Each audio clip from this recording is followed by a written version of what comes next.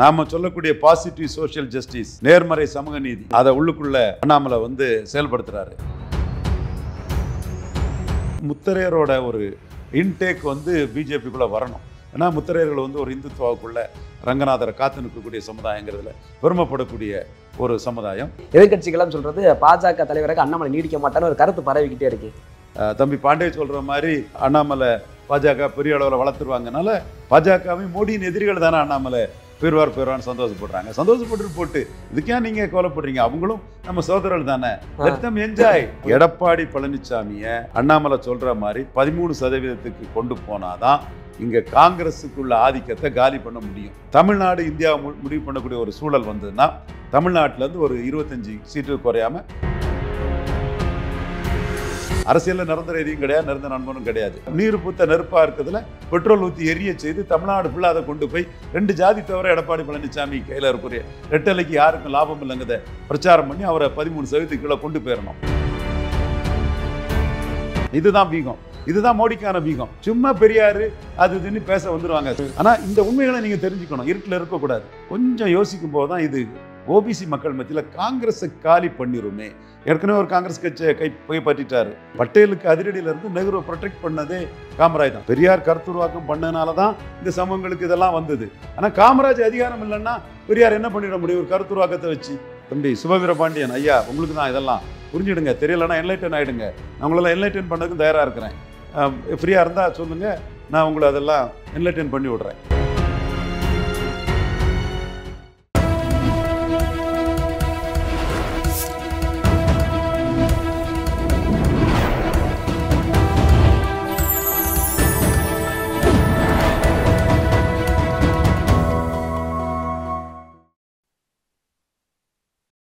Channel 5 Tamil நேயர்களுக்கு வணக்கம். இந்த நேர்காணலில் நம்மோடு இணைந்திருப்பவர் அரசியல் ஆய்வாளர் திரு ரவீந்திரன் துரைசாமி அவர்கள். வாருங்கள், அவரோடு பேசுவோம். சார் வணக்கம். சார் வணக்கம் தம்பி. தமிழக பாஜக மாவட்ட தலைவர்கள்லாம் நியமிச்சுட்டு இருக்காங்க. உங்களுடைய பார்வையில் இப்போது வரை நியமித்திருக்க குதிரைகள்லாம் ஓடக்கூடிய குதிரைகளா தெரியுதா? கண்டிப்பா ஓடக்கூடிய குதிரை தான். நாம சொல்லக்கூடிய பாசிட்டிவ் சோஷியல் ஜஸ்டிஸ், நேர்மறை சமூக நீதி, அதை உள்ளுக்குள்ள அண்ணாமலை வந்து செயல்படுத்துறாரு. சீமான் பெரிய அளவில் செயல்படுத்திட்டு இருந்தார். இண்டிவிஜுவல் பார்ட்டி, அவர் தலைவர், அவருக்குள்ள வாக்கை வந்து அவர் அந்த வகையில் தான் 100% கம்யூனிட்டிஸை முன்னிலைப்படுத்தி, பசியப்ப ஜாதிகளை முன்னிலைப்படுத்தி தான் அவர் வளர முடியும். அது அவர் கரெக்டாக கன்ஷிராம் நிதிஷ்குமார் பாணியில் அவர் வளர்ந்துட்டு இருக்காருன்னா, சீமான் இவர் அண்ணாமலை வந்து சொன்னார் 2 ஜாதி கட்சியாட்ட அதிமுக போயிட்டு அதிமுக பரவலான ஜாதிகளுக்கும் அட்டவணை பிரிவு மக்களுக்கும் இங்கே போதிய அதிகாரம் இல்லைங்கிற கருத்தை அவர் சொன்னார். ஹி வாக்ஸ் த டாக்குன்னு சொல்லிடலாம். அந்த அளவில் இன்னைக்கு முத்து பலவேசன் இவர் தேவேந்திரகுல வேளாளரையும், இவர் ஆனந்தன் ஐயாசாமின்னு தென்காசியில் தேவேந்திரகுல வேளாளர்கள் கொஞ்சம் அடர்த்தியாக இருக்கக்கூடிய அந்த பகுதியில் ஒரு பெரிய ஸ்டார்ட் அப் கம்பெனி அது இதெல்லாம் வச்சுக்கிட்டு இந்த சோகோ அவருக்கு எல்லாம் ரொம்ப நெருக்கமான ஒருத்தர் வந்து பொதுவாக எல்லா ஜாதி மக்கள் மத்தியிலையும் ஒரு அபிமானம் கொண்டு வர மாவட்ட தலைவராக போட்டுட்டாரு. அதே மாதிரி வட தமிழகத்திலையும் 2 பவர்ஃபுல் பறையர்களை மாவட்ட தலைவராக போட்டிருக்காருன்னா, பாஜக முத இந்த ஒரு மாவட்ட லெவலில் இந்த பார்வை பார்க்குறாங்க. அடுத்தால கிருஷ்ணவ சமுதாயம் வந்து இந்துத்துவாவுக்காக இந்த நாடார்களுக்கு அடுத்தபடியாக கன்னியாகுமரி மாவட்டத்தில் தியாகம் பண்ண ஒரு சமுதாயம். அந்த சமுதாயத்தை சேர்ந்த கோபகுமாரை மேற்கு மாவட்ட தலைவராட்டு, கிழக்கு மாவட்ட தலைவராட்டு நியமிச்சிருக்கிறாரு. மேற்கு மாவட்ட தலைவராட்டு பெரும்பான்மை சமுதாயத்தை சேர்ந்தவரை நியமிச்சிருக்கிறாரு. அது பெரும்பாலும் பார்வை கிருஷ்ணவை கம்யூனிட்டி கொடுக்கணுங்கிற அந்த உணர்வு வந்து கரெக்டாக இருக்குது. அது நம்ம பாராட்டுறோம். அதுபோல் பொன் ராதாகிருஷ்ணன் அவர் தான் அங்கே ப்ளஸ்ஸு மைனஸ் எல்லாமே அவரோட ஸ்டாம்பு அதில் இருக்கும், இல்லாமல் இருக்காது. அவர் தான் அந்த மாவட்டத்தோட இது. அதே மாதிரி நயனார் நாகேந்திரனோட இதுவும் அந்த தமிழ்ச்செல்வன், முத்து பலவேசன் இதெல்லாம் இருக்கும். அதே மாதிரி தமிழிசைக்கும் அவங்க ஒரு மாநில தலைவராக இருந்தவங்க, அவங்களுக்குள்ள அந்த உரிய இடத்த கொடுத்து அந்த நியமனங்கள் இருக்கும். இதற்குள்ளே இருந்து முக்கிய தலைவர்கள் பொன்னார், நயினார், தமிழிசை இவங்களே மதித்து அவர் தன்னுடைய 2 ஜாதி கட்சியாக அதிமுக போயிட்டுங்கிற இதை வந்து நாம் எல்லாருக்கும் பிரதிநிதித்துவம் கொடுக்கணும், பரவலாக வாழக்கூடிய ரெட்டியார் போன்ற எண்ணிக்கை அந்த சமூகங்களுக்கு கொடுக்கணும்னு பண்ணுறாரு. குறிப்பாக இந்துத்துவாவுக்கு பெருசாக அனுக்கக்கூடிய ஒரு சமுதாயம், எதிர்பார்க்கக்கூடிய சமுதாயம், ஹோலி சத்திரியர்னு மோடி சொல்லுவார், சோமநாதரை காத்தது கோலி சத்திரியர்களும் கோலி சத்திரிய போர் வீரர்களும் தான் அந்த கஜினி முகமது படையெடுப்பில் இருந்துன்னு மோடி சொல்லிக்கிட்டு கஸ்டடியன் ஆஃப் இண்டோ ரிலீஜியன்ஸ் கோலி சத்திரியர்கள்னு கோலி சத்திரியர்களை மோடி கௌரவப்படுத்துவார். அதே மாதிரி ஸ்ரீ ரங்கநாதரை காத்து நிற்கிறது முத்தரையர்கள். திருச்சி மாநகரத்துக்குள்ள முத்தரையர் சமூகத்தை சேர்ந்த செல்வகுமார் அவரோட பிரதர் ஒருத்தரை மாநகர தலைவராக போட்டிருக்காங்க. முத்தரையரோட ஒரு இன்டேக் பிஜேபிக்குள்ளே வரணும். ஏன்னா முத்தரையர்கள் ஒரு இந்துத்துவாவுக்குள்ள ரங்கநாதரை காத்து நிற்கக்கூடிய சமுதாயங்கிறதுல பெருமைப்படக்கூடிய ஒரு சமுதாயம். அதெல்லாம் பார்த்து திருச்சி மாநகராட்சிக்குள்ளே ஒரு முத்தரையரை மாநகர தலைவராக போட்டிருக்காரு மாநகர எல்கைக்குள்ளே. இப்படி அவர் பார்வை கொஞ்சம் பாஜகவை சோஷியல் இன்ஜினியரிங்கில் வளர்த்து கொண்டு போகக்கூடிய ஒரு பார்வையை அண்ணாமலை பார்த்துருக்கிறாரு. அது நியூ டீம், யங் டீம், இதெல்லாம் அண்ணாமலை பேசுகிறத செயல்படுத்தக்கூடிய அளவுக்கு வந்துட்டார். இப்போ மாவட்ட தலைவர்கள் ஒரு பக்கம் இருக்க, சமூக வலைதளங்களில் பாஜகவை தாண்டி எதிர்கட்சிகள்லாம் சொல்றது பாஜக தலைவராக அண்ணாமலை நீடிக்க மாட்டான்னு ஒரு கருத்து பரவிக்கிட்டே இருக்கு. பரவிட்டு சந்தோஷப்பட்டு போறாங்க. தம்பி பாண்டே சொல்ற மாதிரி அண்ணாமலை பாஜக பெரிய அளவில் வளர்த்துருவாங்கனால பாஜகவின் எதிரிகள் தானே சந்தோஷப்படுறாங்க. பாஜகவின் மோடியின் எதிரிகள் தானே அண்ணாமலை பெறுவார்னு சந்தோஷப்படுறாங்க. சந்தோஷப்பட்டு போட்டு இதுக்கே நீங்க கவலைப்படுறீங்க? அவங்களும் நம்ம சோதரர்கள் தானே, let them enjoy, be happy, அவ்வளவுதான், விடுங்க.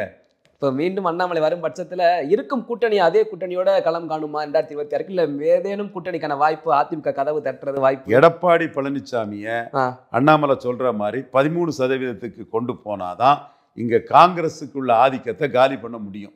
ஏன்னா அடுத்த 2029 தமிழ்நாடு இந்தியா முடிவு பண்ணக்கூடிய ஒரு சூழல் வந்ததுன்னா தமிழ்நாட்டிலேருந்து ஒரு 25 சீட்டு குறையாம ஒரு பாஜக அணிக்கு சீட்டு கொண்டு வரணும். அதுதான் இங்கே முக்கியம். ஏன்னா திமுக அணி பலமான அணி. அதற்கு எதிராக ஒரு அணி கட்டணும்னா மோடி தலைமையில் 1-1 கொண்டு ஆகணும். மோடி தலைமையில் 1-1 கொண்டு வரணும்னா எடப்பாடி பழனிசாமியை 26ல் 15% கீழே தள்ளி 29ல் அவர் சரண்டர் பண்ணணும். அரசியலில் நிரந்தர எதையும் கிடையாது, நிரந்தர நண்பனும் கிடையாது. 26ல் எடப்பாடி பாஜக கூட வரமாட்டார், 18% கிறிஸ்தவ முஸ்லீம் ஓட்டுக்காக. அதே மாதிரி 26லையும் எடப்பாடியை பாஜகவும் தன்னோட வீகத்தால் ஜாதிய முரண்பாட்டை அவருக்கு எதிராக ஹைலைட் பண்ணி, நான் தான் ஹைலைட் பண்ணிட்டு இருக்கிறேன், மோடிக்காக தான் ஹைலைட் பண்ணிட்டு இருக்கேன். மோடி அப்செட் பண்ணி மோடிக்காக பேசுறதுனால மோடிக்காக 2 வழக்கை சந்திச்சுட்டு இருக்கேன். எடப்பாடி பழனிசாமி தூண்டுதல்ல அவர் மட்டும் மோடிக்கு 18% கிறிஸ்டின் முஸ்லீம் எதிர்ப்புன்னு சொன்னா, நாங்க மட்டும் அவருக்கு நாடார்கள் அவரை எதிர்க்கிறாங்க, முக்குலத்தோர் அவரை எதிராக பார்க்குறாங்க, தினகரன் பன்னீர்செல்வம் இந்த இதுக்காக நான் வெள்ளாள கொன்று அவருக்கு எதிராக இருக்காங்க, நான் வன்னியர்கள் அவருக்கு எதிராக இருக்காங்கன்னு எந்த ஊர்ல இங்க பேசாம இருக்க சொல்றீங்க? நாங்க பேசுவோம். அதுக்கு வழக்குலையும் அவங்க போட்டா சட்டப்படி தான் நாங்க பேசுறோம், நியாயம் இருக்கு நம்மகிட்ட, அது ஒன்றும் அஃபென்ஸ் ஆகாது, பேசுவோம். அப்போ மோடிக்காக அந்த வழக்குகளை நாம சந்திச்சுட்டு இருக்கோம். அந்த இதை நீர் பூத்த நெருப்பா இருக்கிறதுல பெட்ரோல் ஊற்றி எரிய செய்து தமிழ்நாடு ஃபுல்லாக அதை கொண்டு போய் 2 ஜாதி தவிர எடப்பாடி பழனிசாமி கையில் இருக்கக்கூடிய ரெட்டலைக்கு யாருக்கும் லாபம் இல்லைங்கிறத பிரச்சாரம் பண்ணி அவரை 13% கீழே கொண்டு போயிடணும். அப்படி கொண்டு போனாதான் அதுக்கு பிறகு அவருக்கு ஓட்டு போடக்கூடிய அந்த 2 ஜாதி ஓட்டுக்காக அவருக்கு சில சீட்டுகளை கொடுத்து 2029 மோடி தலைமையில் அவரையும் கொண்டு மோடிக்கு மக்களவை சீட்டு ஜெயிக்க முடியும்.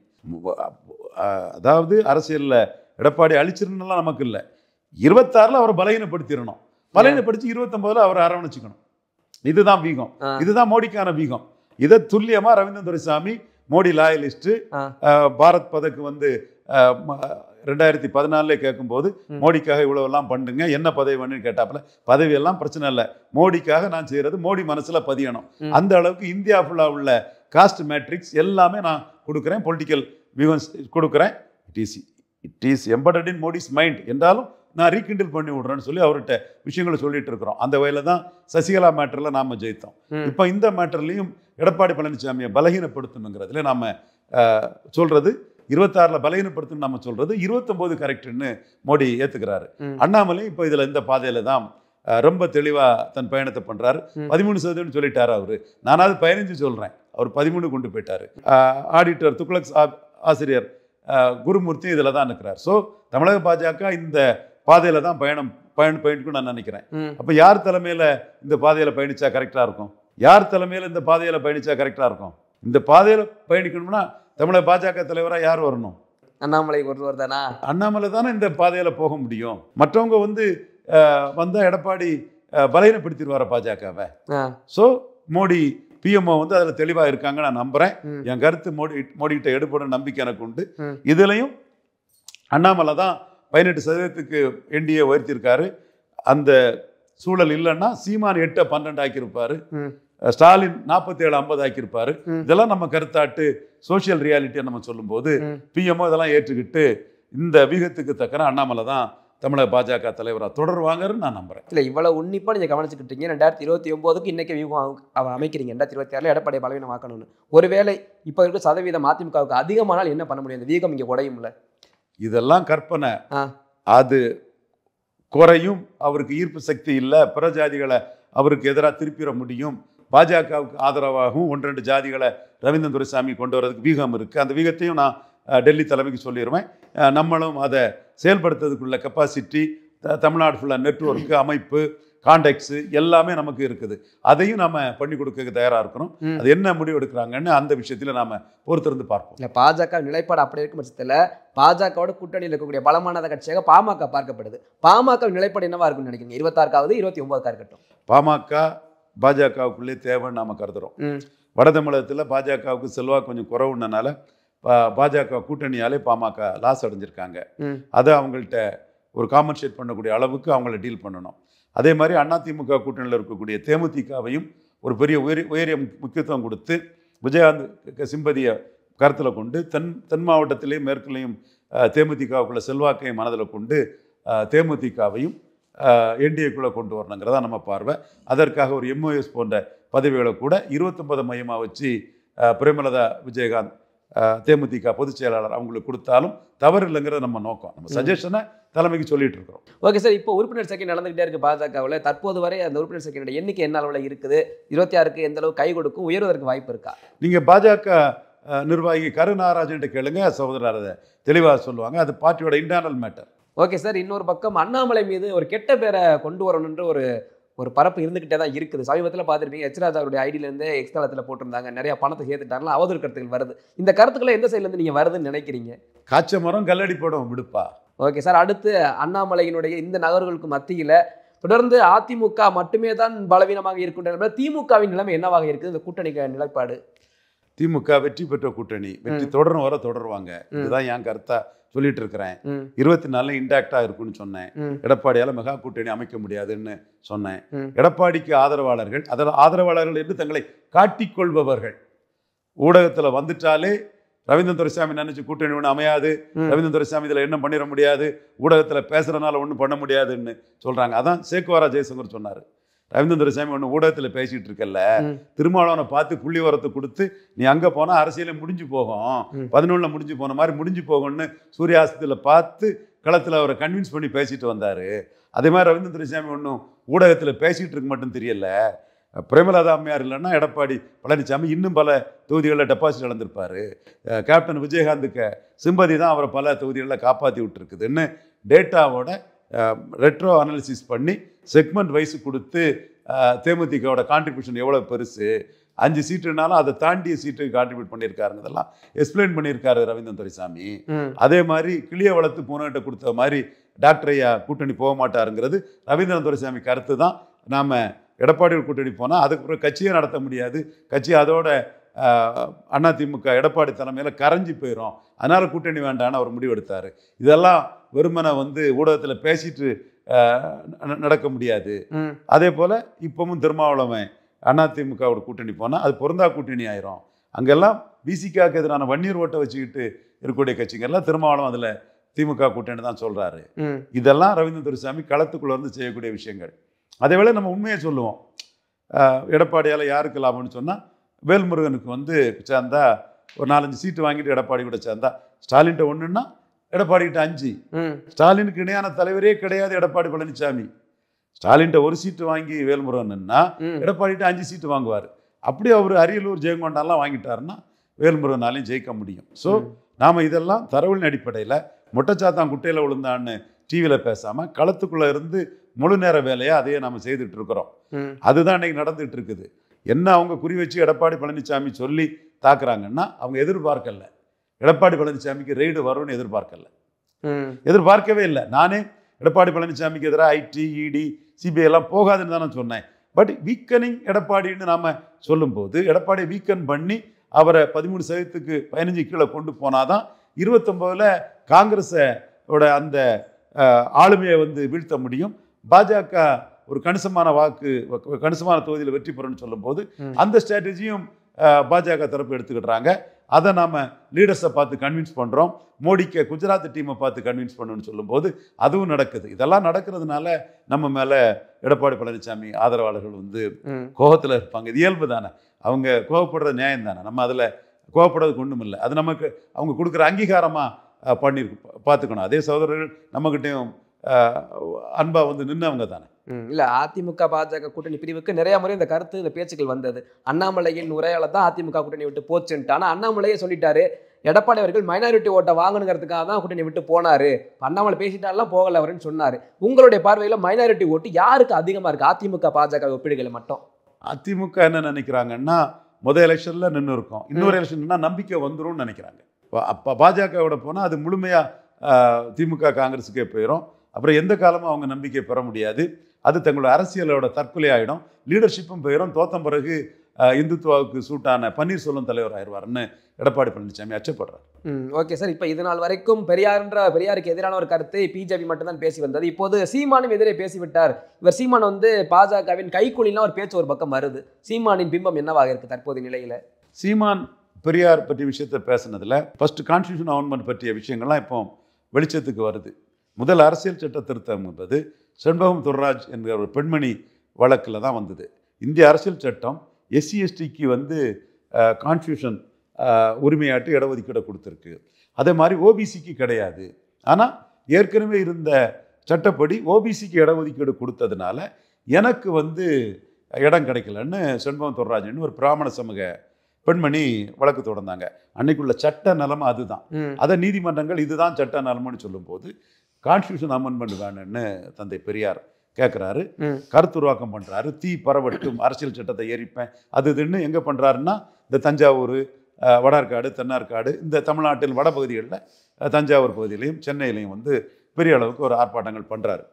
அப்போ இது வந்து ஒட்டுமொத்த ஓபிசி நலனுக்கான ஒரு போராட்டமாக கருதப்படுது. பெரியார் கடவுள் மறுப்பு சொல்லக்கூடிய ஒரு இந்து சமய எதிர்ப்பாளர்களாக இருந்தாலும் கூட இது ஓபிசிக்கான ஒரு போராட்டமாட்டு, இடஒதுக்கான போராட்டமாட்டு, வன்னியருக்கான போராட்டம், தேவருக்கான போராட்டம், நாடார் கொங்கு வேளாளருக்கான போராட்டம் இல்லை. அவங்க அப்பர் லிஸ்ட்ல இருந்தாங்க, அன்ரசோடு சோகால்டு அப்பர் காஸ்ட்ல இருந்தாங்க நாடார்களும் கொங்கு வேளாளரும். இது சுப வீரபாண்டியனுக்கு தெரியுமா? இது கு ராமகிருஷ்ணனுக்கு தெரியுமா? இது மே 17 இயக்க தலைவர் பேர் என்ன? திருமுருகன் காந்திக்கு தெரியுமா? ஒன்றும் தெரியாது. இதெல்லாம் சும்மா பெரியார் அது இதுன்னு பேச வந்துடுவாங்க. சரி வாங்க, நீங்களும் பெரியார் கூட இருந்து அரசியல் பதவி இல்லாமல் கொஞ்சம் கெப்பாசிட்டி உள்ள நண்பர்கள் தான் இல்லாமல் இருக்கிறீங்க, அதை நான் மதிக்கிறேன். ஆனால் இந்த உண்மைகளை நீங்கள் தெரிஞ்சுக்கணும், இருட்டில் இருக்கக்கூடாது. அப்போ அந்த இடத்துக்குள்ள பெரியார் இதை கேட்கவும், பெருந்தலைவர் காமராஜ் வந்து சென்னை ராஜ்தானி காங்கிரஸ் பிரசிடெண்டாக இருந்தார். அவர் முதல்ல இதை வந்து பெருசாக எடுக்கலை. என்ன ஆயிரப்போது, நம்ம நாயக்கர் ஏதாவது பேசிகிட்டு இருப்பார், அவருக்கு வேலை இல்லைன்னு நினைப்பார். கொஞ்சம் யோசிக்கும் போது தான் இது ஓபிசி மக்கள் மத்தியில் காங்கிரஸை காலி பண்ணிருமே. ஏற்கனவே ஒரு காங்கிரஸ் கட்சியை கைப்பற்றிட்டாரு. நாடிமுத்து பிள்ளை விரட்டி, வல்லத்தரசை விரட்டி, ஆதிமூல நாடாரை விரட்டி, தையல் பாக ஆதித்தனை விரட்டி, பசுமன் ஐயா முத்துராமலிங்க தேவருக்கு அழுத்தம் கொடுத்து விரட்டி, நெல்லை மாவட்டத்தில் அந்த ஜில்லா போர்டு தலைவராக இருந்த ஆதிமூல நாடார் சொன்னால அவரை விரட்டி, இப்போ நிறைய பேரை காங்கிரஸை விட்டு டிக்கெட் கொடுக்காம சில நெருக்கடிகளை கொடுத்து கட்சியை தன்னோட கண்ட்ரோலில் கைக்குள்ளே கொண்டு வந்துட்டார். இவர் தேசப்பிதா காந்தி அவர்களே ஒரு கிளிக்கு ராஜாஜிக்கு எதிராக இருக்குன்னு சொல்லும்போது அவருக்கு முன்னாடியே நான் தான் இங்கே காங்கிரஸ் மெஜாரிட்டி என்கிட்ட தான் இருக்குது, நான் தான் இங்கே கட்சி நடத்திட்டு இருக்கிறேன், 10-11 வருஷமாக தலைவராக இருக்குன்னு கட்சி தன் கைக்குள்ளே இருக்குன்னு நிரூபித்தவர் காமராஜ். அந்த காலகட்டத்தில் இந்தியாவில் 2 பெரிய ஆர்கனைசராக இருந்தவர் பட்டேலும்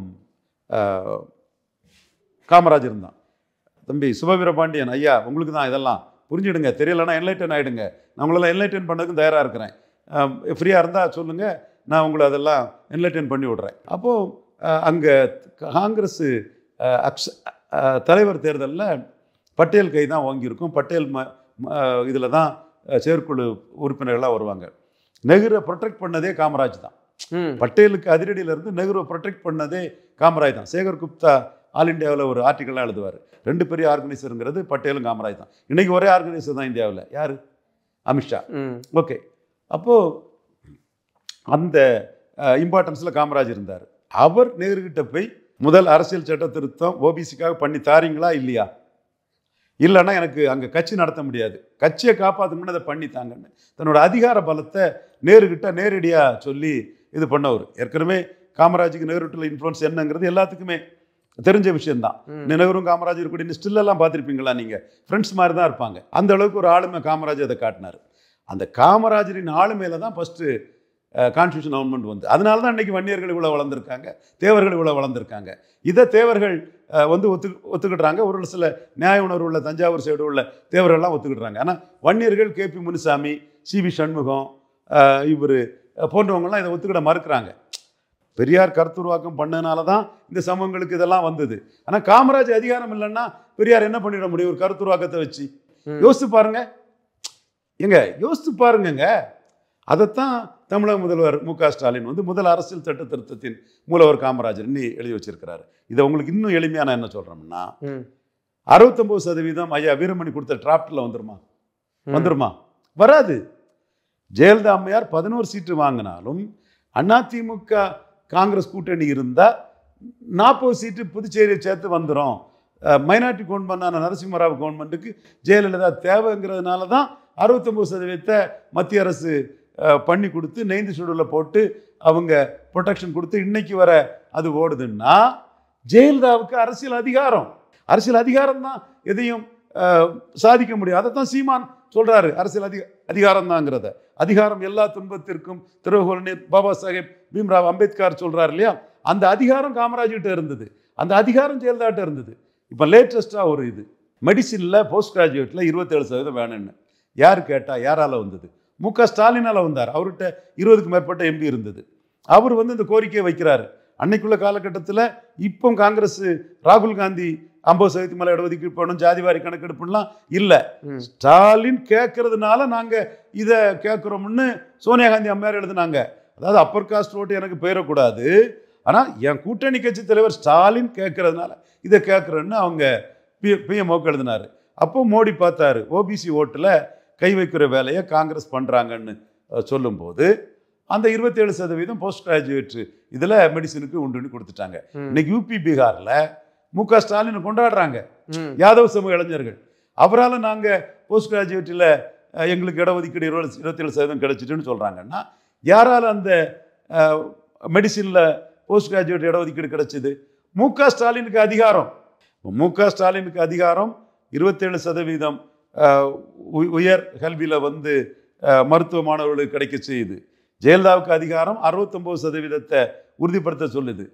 காமராஜருக்கு அதிகாரம் தான் ஃபர்ஸ்ட் கான்ஸ்டியூஷன் அமெண்ட்மெண்ட்டுக்கு காரணம். ஐயா கேபி முனுசாமி அவர்களே, காமராஜுக்கு அதிகாரம் தான் முதல் அரசியல் சட்ட திருத்தத்துக்கு காரணம். நண்பர் சிவி சண்முகம் அவர்களே, நன்றியோடு இருங்க, காமராஜருக்கு நன்றின்னு சொல்லுங்க. காமராஜருக்கு அதிகாரம் தான் இதை செயல்படுத்தின்னு சொல்லுங்க. ஜெயலலிதாவுக்கு அதிகாரம் தான் 69% காப்பாற்றி கொடுத்தது.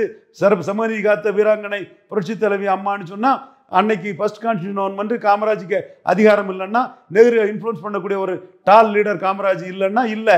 பெரியார் இப்போ எவ்வளோ விஷயம் நம்ம கான்ஸ்டியூஷன் அமெண்ட்மெண்ட் இல்லாமல் ஒன்றும் பண்ண முடியாமல் தமிழ்நாட்டுக்குள்ளே திணறிட்டு கிடக்கும். அந்த மாதிரி இதுவும் போயிருக்கும். ஸோ இதெல்லாம் உண்மை வருதுன்னா, சீமான் ஏதோ கலகம் விளைவிக்கிறனால இந்த உண்மைகள்லாம் வருது. ஸோ சீமான் விளைக்கிற கழகத்தால் நாம் வந்து ஃபர்ஸ்ட் கான்ஸ்டியூஷன் அமெண்ட்மெண்ட் காமராஜருக்கு அதிகாரத்துக்கெல்லாம் வந்தது. தேவர் வன்னியர் போன்ற சமூகங்கள் நன்றி உணர்வை காமராஜை காட்டணும். அவருக்கு அதிகாரம் இல்லைன்னா ஃபர்ஸ்ட் கான்ஸ்டியூஷன் அமெண்ட்மெண்ட் இல்லைங்கிறதா நம்ம இப்போ விலைக்கு அந்த சமூகங்களுக்கு வந்து ஒரு விழிப்புணர்ச்சி ஏற்படுத்துகிற வேலையை செய்துட்டு இருக்கோம். உங்களுடைய பல்வேறு கேள்விகளுக்கு உங்கள் நேரத்தை ஒதுக்கி பதில் நம்பிக்கிறோமா? நன்றி. தொடர்ந்து பேசுவோம். நன்றி.